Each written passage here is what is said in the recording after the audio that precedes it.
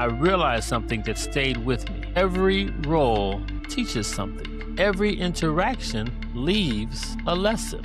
So I created Every Lesson Counts because too many voices in education go unheard.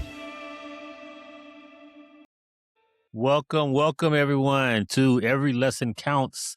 Today's conversation is that we're talking with someone who sets the tone for an entire school community. A principal's work often shows up in test scores and school culture, but the real leadership usually happens when no one is watching.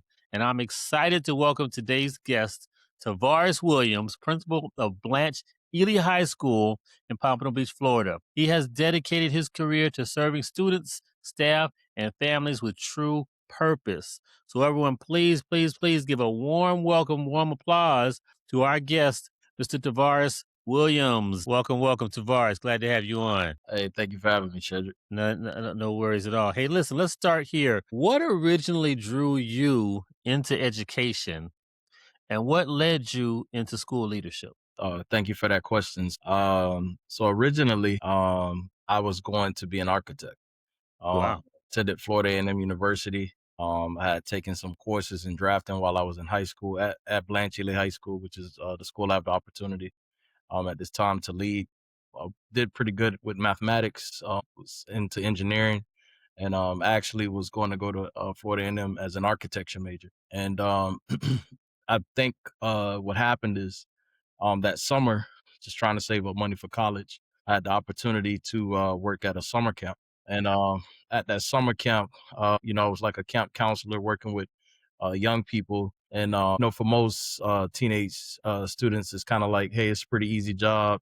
You can kind of make some money, go on some field trips, have some fun with the students. But what kind of happened is they had an education component. And what I became very interested in that summer was that they had like a kindergarten age group, if you will, like maybe 5, 6 years old. And then they had like a older group that they called the teens. So these were like fifth grade, sixth grade. And what was very interesting to me is when these kids would come in for that education component is that when you would go to the younger kids, well, all of them like to play. All of them like to, of course, go outside and play basketball, et cetera, go on the trips. But when it came to the education component, the older kids, it was like hard to get them to say anything. They like, it's summertime. I don't want to talk about reading. I don't want to talk about math. I don't want to talk about anything. I'm not curious about anything. But what really piqued my interest was when you went to the younger group, they had questions about everything around them. They had questions about, how old are you? Are you the president of the United States? Do you know about this? They wanted to show you this. They wanted to show you that. And I think what I became interested in or fascinated by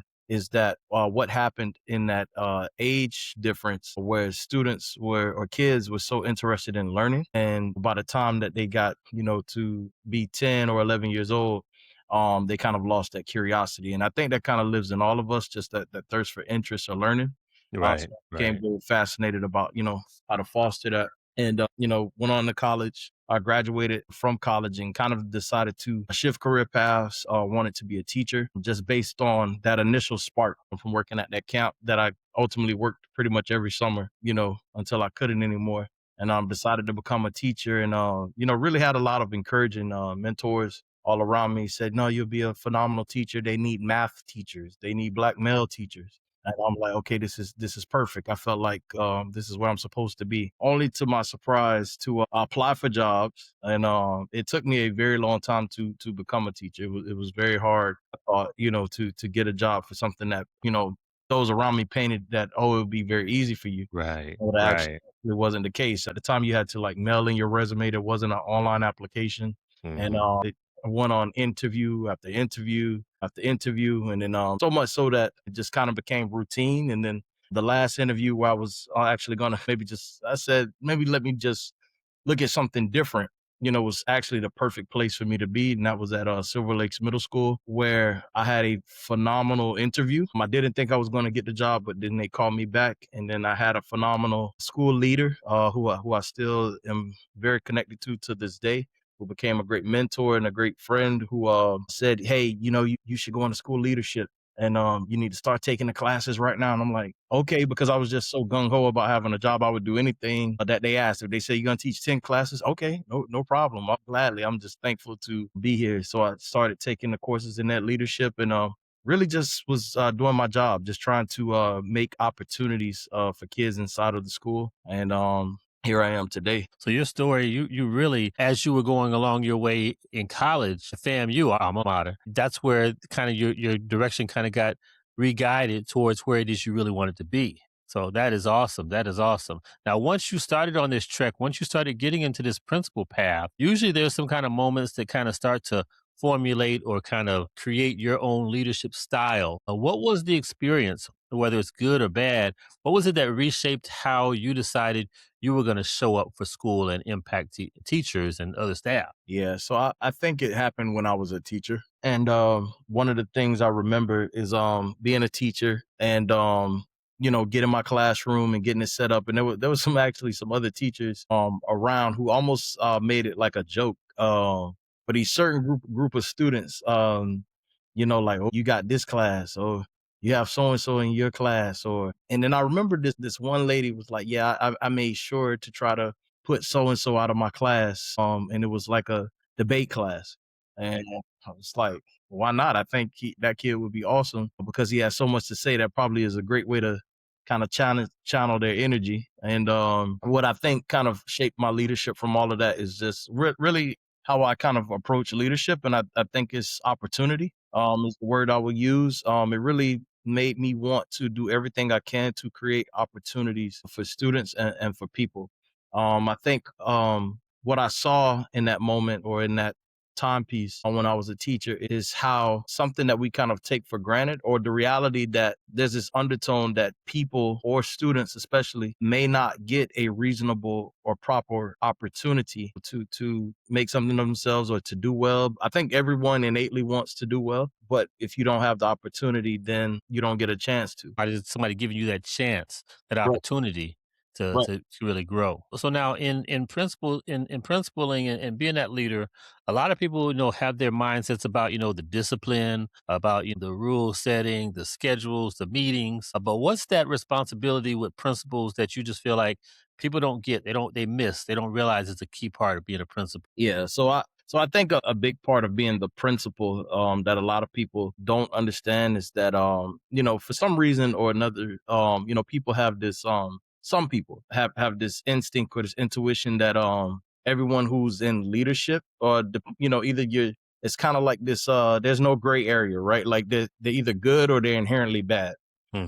And I think when you're the principal, one of the things you have to remember is that regardless, you have to ultimately make the best decisions for students and the institution. And sometimes people may not be able to see the full picture or the longitudinal goals of what you're trying to accomplish. And some parts of that you may not always be able to communicate in a very open way. You want to be as transparent as possible, but I think the challenge that people don't understand is that some things just can't be disclosed. Some decisions have to take into consideration a lot of pieces. From the outside, a lot of people see schedules, they see discipline, they see the meetings. But what's something that you really see as one of the real responsibilities of principals that people really they're not aware of? Yeah, so I would say the biggest responsibility that people are not aware of is really making sure that you're setting young people up to be successful in the ever changing economy, right? Mhm. Ultimately, in the United States, your formal education is supposed to be your basic training, if you will, so that students can go out into the workforce. They can go out and really make something of their lives. And I think we missed that part. But most importantly, how do we make sure that students have a positive experience along the way? Because intrinsically, that shapes who the people are or the students become when they step into society. Do they have a positive attitude? Do they know how to treat people? Do they know how to work with others?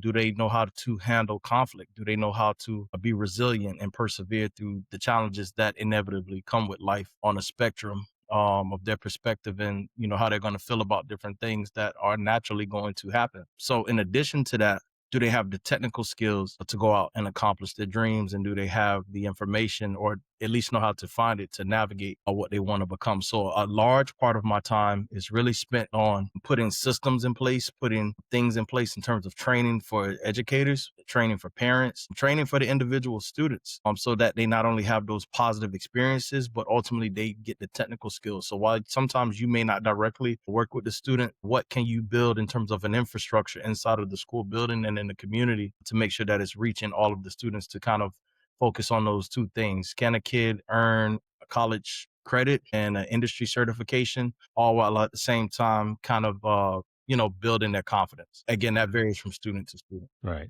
And as you're learning the ways to have that impact, I know there are leadership lessons that I used to have. What's that lesson that you had that really has had the greatest impact on you moving forward in order to continue to touch those lives of the students, the teachers, and the parents? Yeah, I think the biggest leadership lesson for me is just to always just do the right thing. Again, when you're a school principal, there's so many dynamics that you're navigating. So you're navigating parents, you're navigating district staff, you're navigating the bureaucracy of the government and the laws, and things are changing. You're navigating new curriculum. You're navigating a changing, demand from workforce, the city, the community, students themselves, teachers, and their needs, staff and their needs. And what you really have to do is really stay laser focused on the goal. So while all of those things may be consistently changing, or what they think is important, or what is, their focus in that moment, you as the leader of the school can never lose sight of what is truly important. And really why we're there is to, all of those things kind of exist because of the students in the building at the moment. So how do you keep the focus on them and the reality of who they are and what their needs are, not what people think they should be or what people assume that they are? Really, making sure that you don't even get cloudy and use your own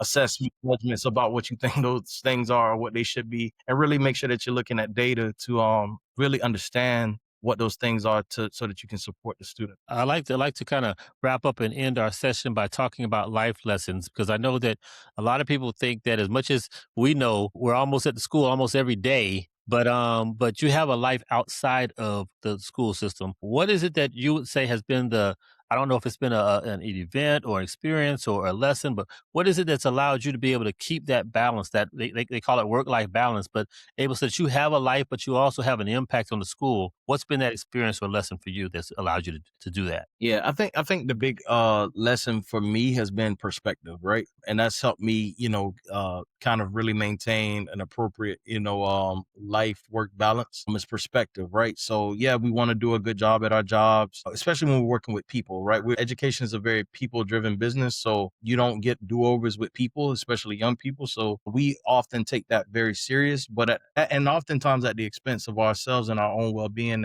and at the expense of our families. I don't think people realize how much educators put into their work out of idealism and care. But with that, we have to also face the reality that, we're one person, and because we care so much, we oftentimes sacrifice but I think the best quote to sum it up is like, you're no good to anybody else if you don't take care of yourself.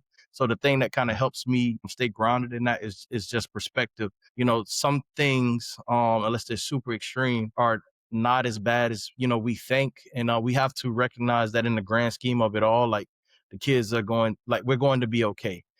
So an example I've used is like, if a kid gets a level 1 on a test, in that moment it's like the worst thing in the world. The kid is gonna fail, and in some kind of way we unintentionally like make this kid a failure in our minds, and sometimes we have to be careful, like, we treat them like that. But I've seen students who may not have been successful then on that particular assessment, but if you let the tape play, these kids go on and knock it out on the SAT or the ACT. They go on to college, because Absolutely. the reality is colleges don't even ask for those scores. And Right. does it impact the school? Yeah, but then the school can come back. You know what I mean? So I think looking at things globally, and then the reality of okay, well, what does this really mean for the student? What does it really mean for the school? Helps me kind of stay focused. So it's not that things aren't going to happen, but hey, there's always something that we could do about it. Allows you to kind of detach and move on, and not in a way that you don't care, but in a way that it's just kind of the work that we do, just that continuous improvement. And that allows me to separate from it and say that, hey, it's going to be okay. Absolutely, absolutely. And Tavares, I got to say, your thoughts and your impact, and just your story, how you moved from when you went to college and made that transition to leadership, and then the lessons you've learned so that you impact leadership, and then making that connection with everyday life. That's powerful. And I want to thank you for sharing that. Thank you for coming on today and sharing your leadership story. To our listeners, if today's conversation has resonated with you, share it with someone who leads or aspires to lead. And also, let's give a hand to Tavares for his time today. We want to thank you for being on. Huge, huge, huge thank you. Listen, join us next time for our next episode when on this education and walk through life, because as I've said, every lesson counts because every voice makes a difference. You've heard today one of those voices who is having a huge impact in the Broward County schools. Thank you again, Tavares. And to all of our listeners, thank you so much. Have a great week, and we'll see you all on our episode next week. Thank you.